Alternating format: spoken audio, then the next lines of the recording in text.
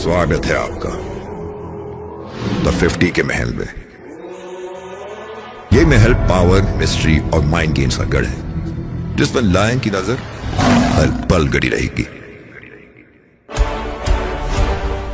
इस आलिशान महल के दो जरूरी पिलर होंगे, ड्रामा और हंगामा होगा। इसके बीचों बीच है दी अरीना, जो इस खेल के जंग का मैदान है। यहां डिसाइड होगा कि कौन रहेगा अंदर और कौन होगा बाहर। कोर्टयार्ड में लायन अपने क्रेजी गेम्स का जाल बिछाएगा और लायन भी डेन में फॉक्स के साथ होंगे इंटेंस 1-on-1 फेस ऑफ्स। यहां का बस एक ही रूल होगा कि यहां कोई रूल्स नहीं होंगे। इस महल की हर छोटी चीज हर पल सेलिब्रिटीज को याद दिलाएंगे कि यहां सिर्फ लायन का राज चलता है। सिर्फ वही सर्वाइव करेंगे जिनका दिल है स्ट्रॉन्ग और दिमाग है लायन के पंजों से भी शार्प। तो रेडी हो जाइए द 50 के लिए।